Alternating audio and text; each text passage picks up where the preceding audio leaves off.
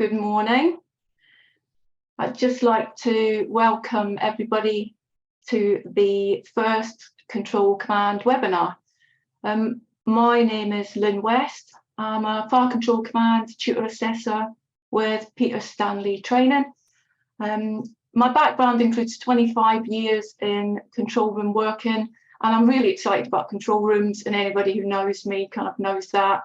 I'm always very kind of like enthusiastic about it. So we're running a chat on the side, so if you have any questions, feel free to put them in there and we'll look to answer those kind of like nearer the end of the session, and we'll do those before we finish. So today I'm joined by Manny Cook, who's an experienced operational incident commander, who at one stage was the person in charge of the Kent control room. So morning, Manny. Good morning, Lynn. Good morning, everybody. I recognised a few names on that list of people out there, so good morning to you all. Good. I'd just like to really thank you all for taking the time out of what is a busy day for everyone. So what we're here for today is we're going to talk about Fire Control Command, obviously, but when you start to think about Incident Command itself, the Incident Command system was introduced early 2000s. It provided a really great structure and framework for Incident Command for operational crews, and fire control were very loosely mentioned in that Incident Command system. However, recently, the National Operational Guidance for Fire Control Command Guidance has been published. And that is a really positive step forward. So when we think about incident command, I would think a statement should say incident command starts in the control room. So Manny, what do you think about that? I think you're absolutely right there, Lynn. For me, incident command really does start in the control room. It's that team that set the battle rhythm, if you like, as to how that incident will run. And there's some really key decisions that need to be made at that point. So I'm a firm believer, and when I went into sort of manage control in Kent, I thought there was a real opportunity for the control staff to take command of the incident and the way that it was structured.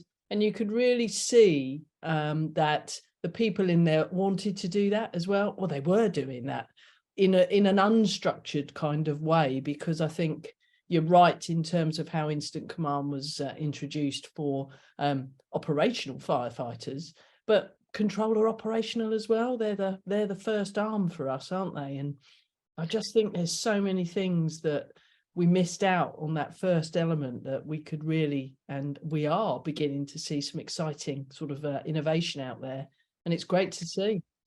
Yeah, I mean, there is a real journey ahead for Fire Control Command, you know, because you've got your commanders, you've got your managers, you know, we've got fire standards, the new fire standard that came out just this last month now.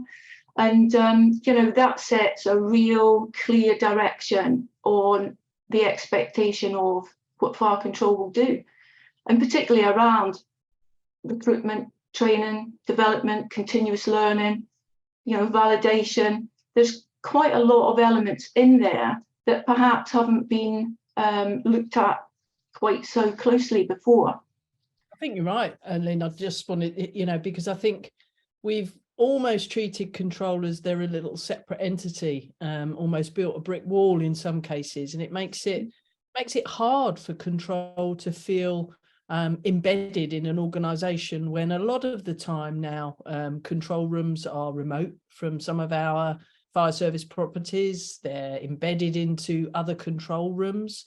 So I think there's a real opportunity to, with everything that's happening around the standards, NOGs, National Operational Guidance, JESIP, all of that, now is at the absolute key time for control room to be brought back in, if you like, under the umbrella of command, and really start using those teams as I think we should. They're our professional first line of attack.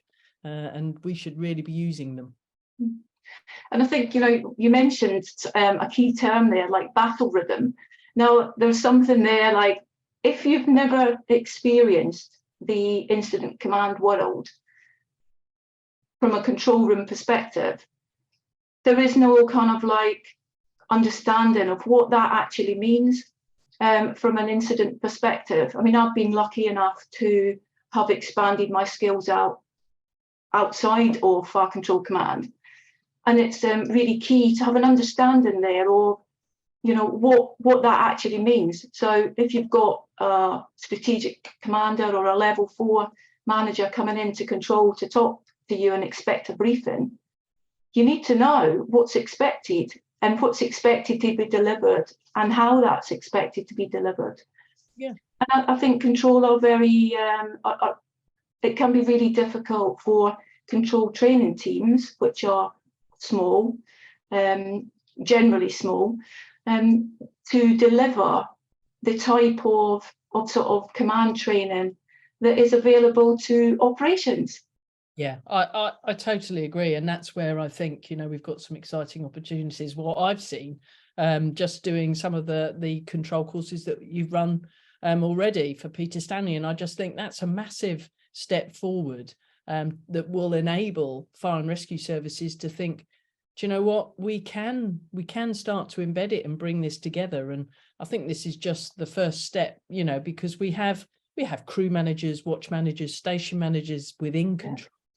And you think actually they should be part of the wider incident command training, being brought in for courses. That NILO in particular, I think, is one where we've kind of maintained this sort of dark art and mystery around what happens with the NILO courses. And I really do think the control teams and our managers have an absolute key role to play here. And we can't just give them half the information. If you're going to go on a NILO course, you've got to give them all of that information so that we give ourselves a bit of breathing space as well, because otherwise our operational managers, they get bogged down in it, don't they? And I think we miss that first line of attack. Yeah, I mean that there are similarities and crossovers between fire control and operations, definitely at command, but there are differences.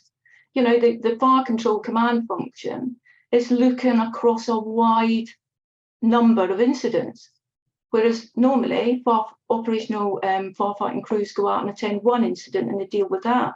The fire control function and the fire control commanders are looking at dealing with an array of incidents that could be complex, they could be easy, one pump shout, could be major incidents where they're doing multi-agency working.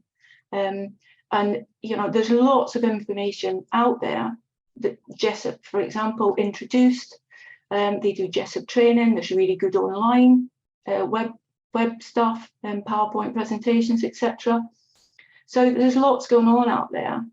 But I feel that integration isn't there at the moment. Yeah, and I wonder whether we missed a trick when JESIP was rolled out, because I wonder how many, hand on heart, you can say actually we did include our control staff. Just from experience, I think perhaps we didn't use them as well as we could have done, and I do think that we've made some great steps probably operationally in how we manage people and incidents. And I think in the control room, there's still a real opportunity to think about coming forward in terms of how do we work? There's a culture of you pick up the phone, you get the information, you put the phone down. And I think we should be having people that can think, actually, the person we've got on the end of this phone is an absolute key to resolving this incident and giving me that wider sort of operational understanding of what's going on there, that situational awareness. So I think for me that it's about bringing it together and embedding staff across the organization. Control staff have a number of probably on call, retained, or sometimes other firefighters working in that room, which I think just adds some great benefit. But I think equally there's benefit in control teams working out at fire stations and other work locations where we can just bring it all together. Yeah, and there is that kind of fertilization of skills and knowledge and understanding across the teams that kind of like bring it all together. I mean, the JESIP third edition placed a sort of a bit of a responsibility on control to be able to jointly agree an initial rendezvous point in the early stages of an incident. So that's never been done before, or never been put forward as a form of guidance that control can actually do that. And what you can find with the guidance that comes out, it says, well, you can do that, but it doesn't say actually the practicalities of how you can do that and what needs to happen to enable that that to happen. So, yeah, I mean, I do think I'm a big believer in JESIP completely, and yeah, I think there is some opportunities there from Control Command to work more jointly with training, exercising. I'm not saying anything different to what's already come out of all, inquiries, recent inquiries, Manchester Arena, Grenfell, Lucknow House. You can go through several of them over the years. We have a number of services that are embedded in police, controls now, isn't it? And it is, I think we've got to break down that barrier around it's them and us. And actually our control managers working far closer with the FIMs in police and maybe CCAM as well, where you could really embed that JESIP, about identifying it. I wonder if there's I know Gemma's online, whether that actually happens as you jointly get together and you say, right, this is going to be our control point here. I think there's still too much left to chance. It's not embedded for me and understood about how controls could work much better to reduce some of the waiting time, some of that, instant gap and knowledge gathering, because we hold on to it potentially. I think, the police are busy doing their thing. CCAM are, busy doing their thing. And we're over here sometimes saying, there probably could be more we could be doing. And I think that's where this training and just upskilling people will make the penny drop, if I'm honest. And I think that's one of the things in the Fire Control Command course, in the intermediate one. You're kind of looking at the control, the control spot, single point of contact, the person who's kind of like drawing it all together, looking at a tactical plan, looking at risk, situational awareness, working closely with the level 3 incident commander and also the level 4, being able to debrief their own teams, but mainly being able to work in that multi-agency command space that perhaps has never been tested or exercised in a safe and learning zone way.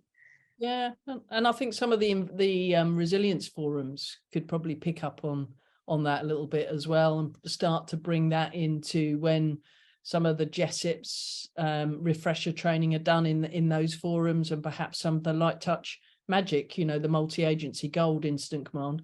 Actually, should we be drawing in and bringing in more of our control teams across the services to enlighten and engage those conversations? I think there's still, some big chunks that we haven't looked at yet.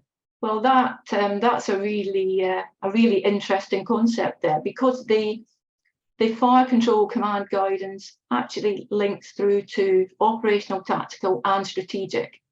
So, I mean, generally it's a tactical or a station manager, level 2, that may well be the person in charge of control or come in as a duty manager. But there is something there that says they should be able to work in a strategic space as well. So, it's highly unusual, I would say. I don't know anyone who from a control background, and I might be, please feel free to kind of like anybody let me know if they've been on a magic course, not as an operational firefighter, but actually from the control room management team. It'd be quite interesting to see if that was something that's happened, or something that should happen. And again, that's the moving forward with the future sort of developments and future thoughts. The NILO course is a good one. Yeah, and that's recent, isn't it? Recent one. they've started to roll those out, the Fire Service College, and I was up there last week, and I just happened to bump into somebody that I knew, and I said, "Oh, Nilo," I said, that's probably a really good course. She said, "Yeah," but one of the facilitators had openly said, "Yeah, but we can't tell you everything." And you think, really? You know, surely the whole point of giving somebody that access means that we should be able to trust and have the security clearance that we need to be able to share that information. They're wearing fire service uniform. They are an operational element, in my view. Why are we still keeping secrets? You know, that's where I think that we're dangling a little bit of a carrot over in one angle, and I think we should really ask ourselves, actually, wouldn't it make more sense if our control manager had access to the Nilo network, was able to be a step ahead sometimes when the operational element might be really pushed, you know, getting together the elements they need for a major incident or anything like that, be able to brief all the way through to, you know, our SCGs and advise, and be that element of support for an operational officer that doesn't have all of that knowledge. I just think there's more we can do. I mean, that is an interesting one. I mean, I don't know what the content of the course is, or what the delivery methods are, but it's an interesting one. I mean, there's the airwave communications, or the TACADs, tactical advisors. You know, control have started over the kind of like the last couple of years becoming more involved in that area as well. So, you know, there may be some other areas that you could think of. I mean, for example, we could talk about the sectorization and control. Now, the Fire Control Command Guidance talks about that, and if you when you kind of like think about that,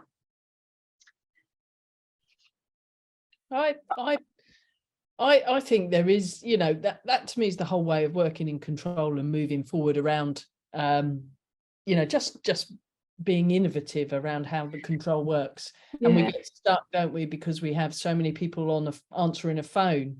It's thinking wider for me in terms of how do you use your staff more productively, to be able to deliver that, Lynn. You know, I think that sectorization though, Manny, you know, like coming back onto that, is in the larger control rooms, who've got perhaps a duty watch or a duty team of 9, you know, and you get some major incidents, then you could look to start sectorizing, you know, 2 sectors, for example. But there is that opportunity to do that, depending on the size of the control rooms. You know, if you've got a major incident room set up and running, you know, you could sector that into, you know, one that's dealing with just the comms, one that's dealing with queues of incidents. And very often control kind of do that anyway, but not in a structured, formal, recorded decision-making way.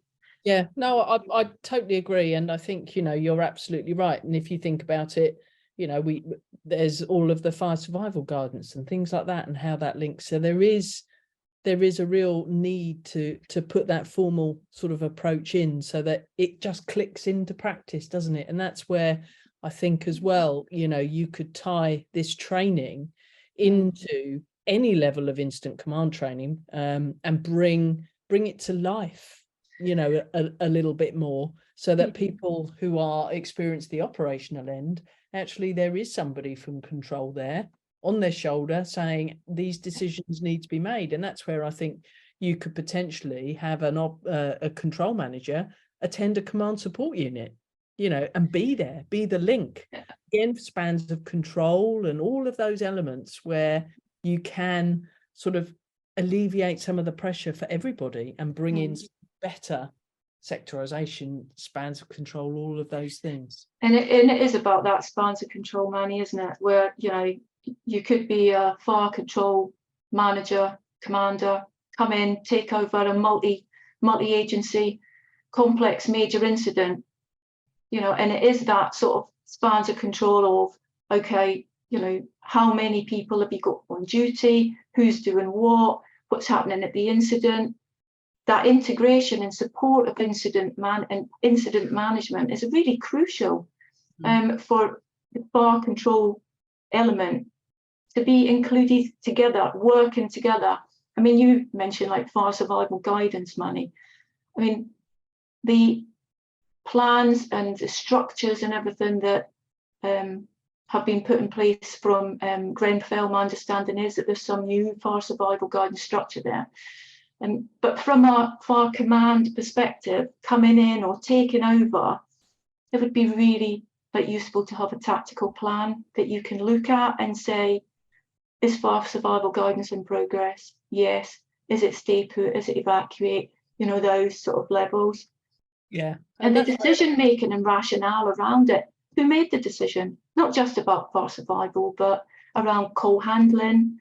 You know, if you're instigating any emergency, sort of multi-agency partner, interoperability, you know, that recording and decision making. The decision's there, but I'm not sure that it's always recorded at the exact time of the decisions being made. And I think, in the logs.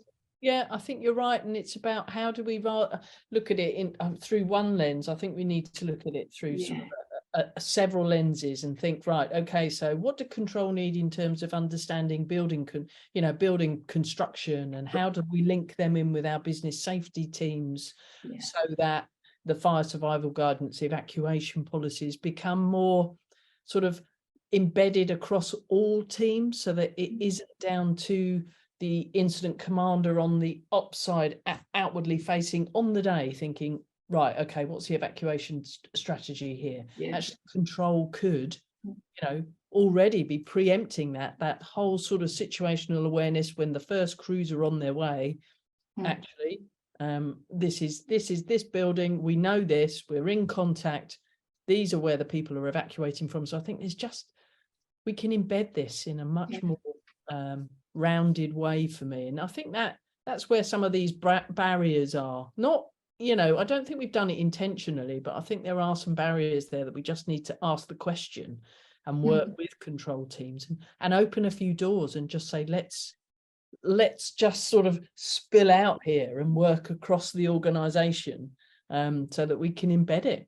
Yeah, and I think that part of the new fire standard sort of mentions that about that whole, you know, getting teams outwardly to the community groups and community safety. So it's a really interesting one where there is opportunity out there. There is command training out there that, you know, we've delivered several courses now. We've got several courses coming up. You know, we're putting structure together to help control rooms, you know, to in that learning environment, sort of letting in that environment where they make a mistake, it's fine, it's learning, you know, let's learn from it, move on, rather than in those, you know, high risk, low frequency events, you know, that one job out of 100, 200 even can be the one that you are the fire control commander or manager on the night or day, and you come in to deal with it. So you want a structure and a framework that's going to offer you that a handover, a plan, and a clear pathway for you to deal with it, so that everybody knows what's required. Because operationally, everybody knows what's required when you turn up on an incident ground as an incident manager. I mean, I think I'd be right in saying that, Manny, isn't it? It's pretty clear what you're going to do. I think one element for me is around confidence, isn't it? And being able to attend the courses, that you can just see how much people sort of start one of the exercises that you run, and by the end of it, they are so much more confident and in their own ability, but also in the way that they talk to the role players and things like that. So it is about that sort of growth mindset for me. It's about actually they become more in the command space, and able to deal with the command elements, because they've had a 2-day course and then they've gone on to a simulation with real people and virtual people, as it would in a normal day.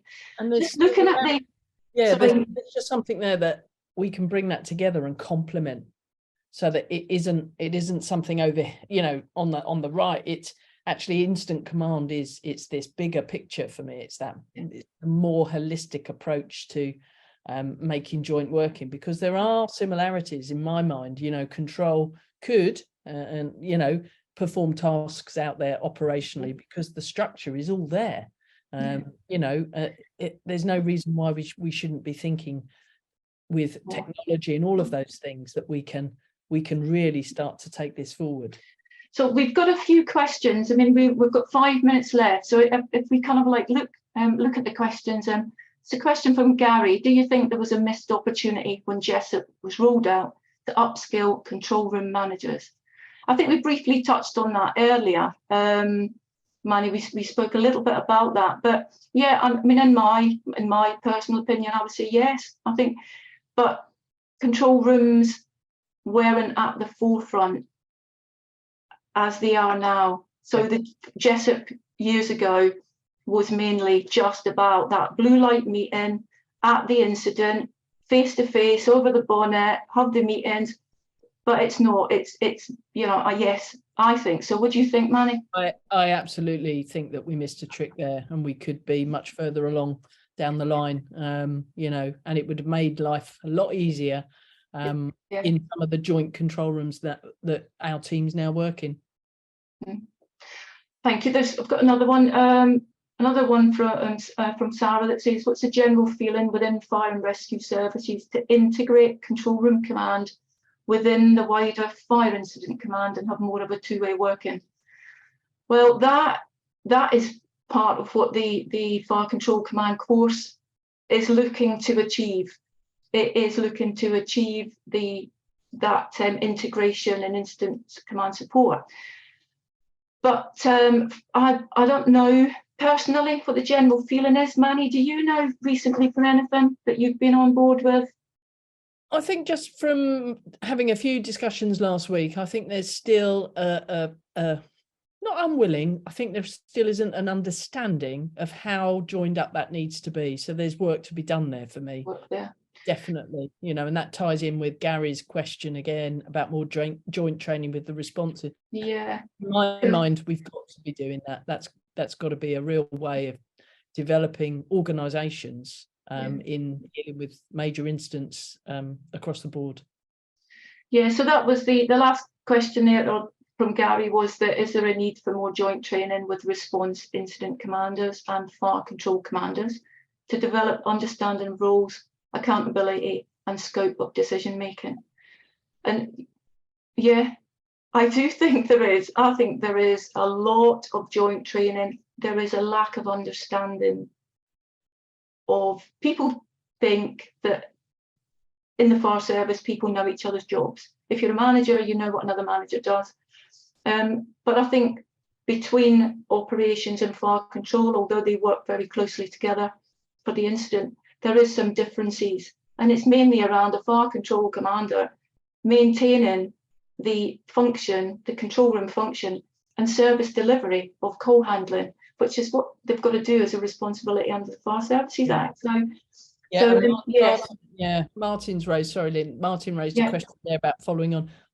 And does this extend to police and ambulance? It's got to, with a number of services already embedded in police, there's got to be, looking forward potentially with funding and all of those things, that more will. And I think that's a good thing. We shouldn't be afraid of that. We should be saying, actually, that's a really good way forward, because it embeds JESIP at the point of a telephone call, if you're all in one room, or in a building where you can just say, right, this is come in, this is what we all need. So for me, absolutely, I think we've got to start saying this is a wider instant command for control room managers or operators, however you want to badge that. There's absolutely a need for that. It's control command. It's control command across the board. So we've got 1 minute left, guys. So I think what I'm going to, a bit of final thoughts here is, from my perspective, hang on to your headsets, because I think Fire Control Command is on a real journey, and I'd really like you to join us. So I'd like to thank you all, and Manny, thanks ever so much for being the panelist with me today. Really enjoyed it. It's a first. Hope to see you again, and thanks very much, and have a good day. Thanks, Lynn. Thanks, everybody. Take care. Thanks all. Bye.